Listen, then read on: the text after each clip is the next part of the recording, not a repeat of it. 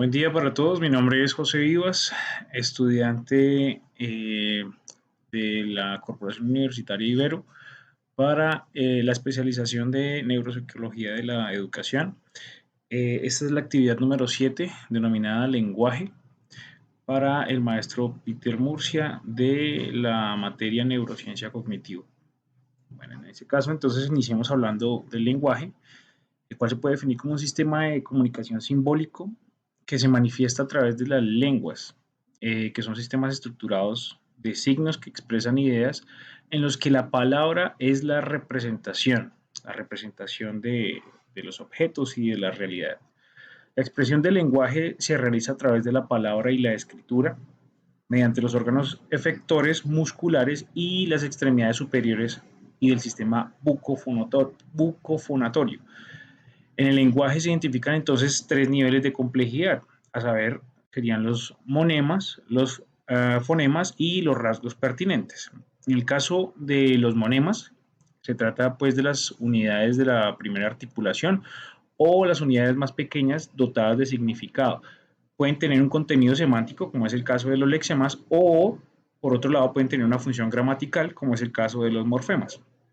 En cuanto a los fonemas, podemos decir que son las unidades de la segunda articulación y se definen como las unidades menores de sonido.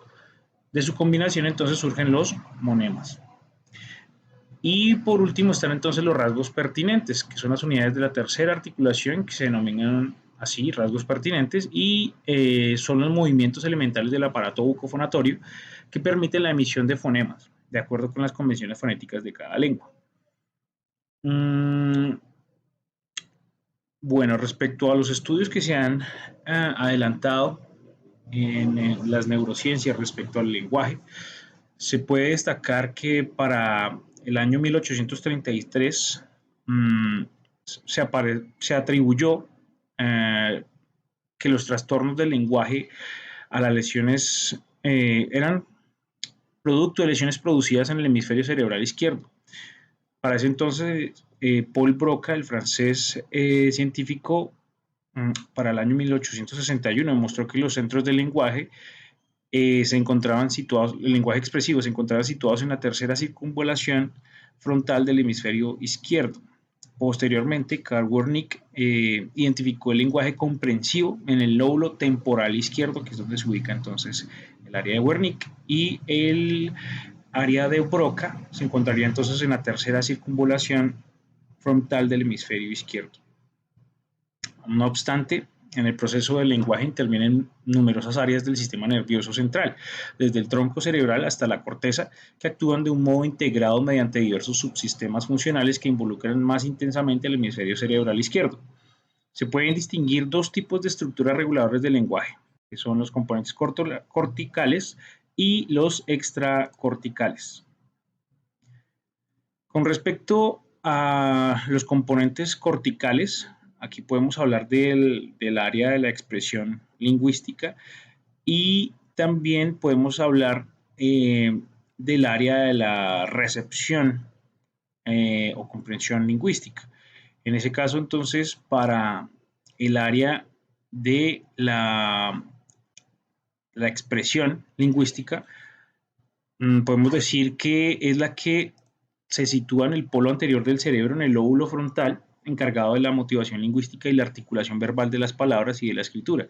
Es aquí donde se origina la iniciativa para el desarrollo de cualquier actividad lingüística de tipo expresivo y comprende las siguientes zonas. El área prefrontal, que es el área que está especializada en los procesos motivacionales del lenguaje, generando estrategias necesarias para iniciar la comunicación verbal o escrita. Está entonces también el área de Broca, que es una parte de la corteza premotora responsable de la preparación de los programas motores necesarios para la adecuada expresión del lenguaje oral y escrito, coordinando la actividad de los músculos que intervienen en el habla y la escritura.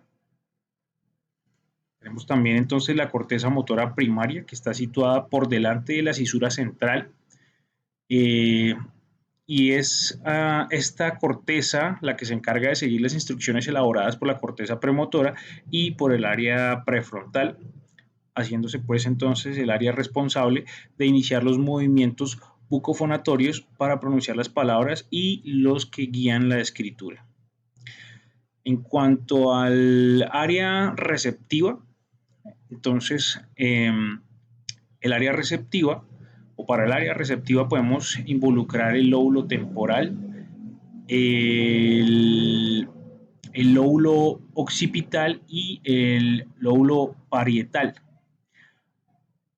Entonces en el área receptiva, o en el área receptiva es donde se encuentra situada la zona posterior, o esta se encuentra situada en la zona posterior del córtex e incluye los lóbulos parietales, temporales y occipitales. Es entonces la responsable de la regulación del lenguaje comprensivo.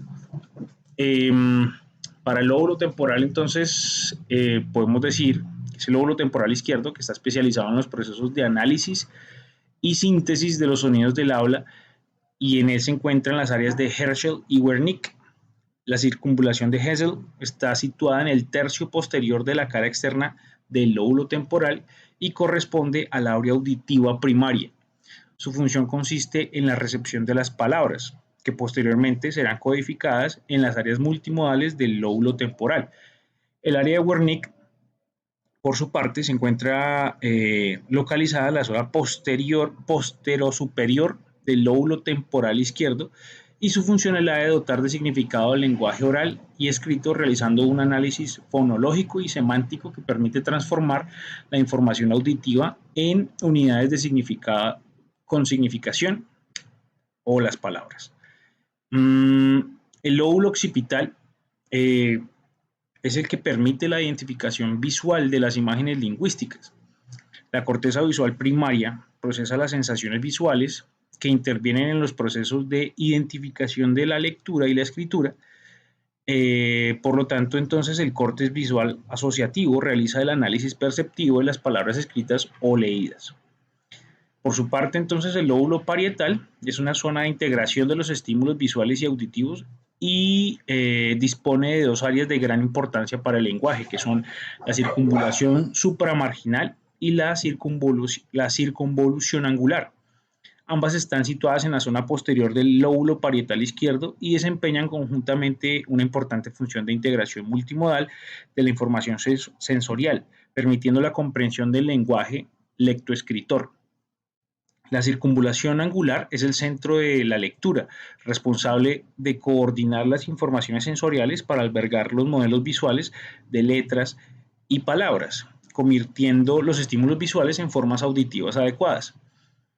En cuanto a los componentes extracorticales, podemos identificar allí el fascículo arqueado, el tálamo, los ganglios basales, el cerebelo y el tronco encefálico.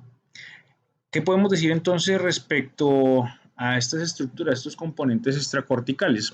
Bueno, junto a los componentes corticales, es necesaria la puesta en juego de diferentes estructuras situadas en la sustancia blanca y gris del interior cerebral, el cerebelo y el tronco cerebral, permitiendo el proceso de elaboración del lenguaje oral y escrito de un modo fluido y preciso. En ese caso, entonces, aparece el fascículo arqueado, que es un haz de fibras de sustancia blanca que interconecta las áreas de Broca y de Wernicke, facilitando la sincronización del lenguaje comprensivo y expresivo. El tálamo, por su parte, interviene en la red asociativa que conecta entre sí las áreas del lenguaje comprensivo y expresivo a través de varios núcleos talámicos, que tienen gran importancia en la regulación del lenguaje.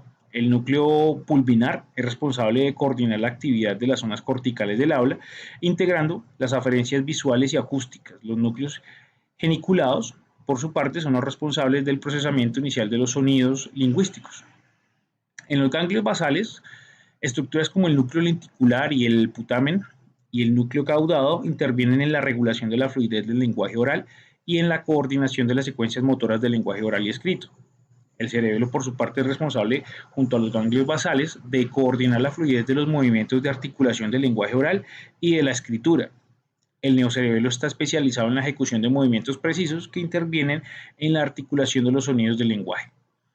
El tronco encefálico es una vía de paso que contiene las fibras motoras facilitadoras de la correcta transmisión de las eferencias motoras del lenguaje y también es responsable de dotar de suficiente nivel de alerta al organismo para permitir la activación lingüística gracias a los centros de formación reticular que alberga. Mm, en cuanto al lenguaje, hay cierta participación del hemisferio derecho. No obstante, hay que aclarar que es el hemisferio izquierdo el cual posee en mayor porcentaje las estructuras que hacen posible tanto la comprensión como la producción lingüística. Pero en el hemisferio derecho también se presentan ciertos procesos y ciertos fenómenos que se involucran con tanto el desarrollo productivo como de comprensión del lenguaje. La mayoría de las personas entonces tienen un predominio del hemisferio izquierdo en las actividades lingüísticas, por lo que las competencias lingüísticas se pueden atribuir al hemisferio derecho o las competencias que se le pueden atribuir al hemisferio derecho resultan ser secundarias. Aquí en este caso estamos hablando de la prosodia, de la pérdida del sentido figurativo, de los aspectos emocionales del lenguaje y de las alteraciones en la fluidez del lenguaje. Entonces la prosodia es este proceso, este sistema que comprende la melodía, la rapidez y las inflexiones del discurso lingüístico.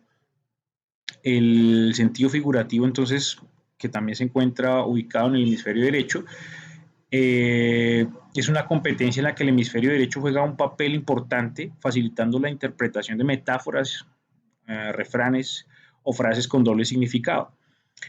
En cuanto a los aspectos emocionales, el hemisferio derecho tiene mayor importancia que el izquierdo para la comprensión emocional y por esta razón sus lesiones pueden impedir que se identifiquen adecuadamente las señales mímicas, faciales o prosódicas que acompañan al discurso lingüístico de un interlocutor, desapareciendo la ironía o aspectos como la ironía o el sarcasmo.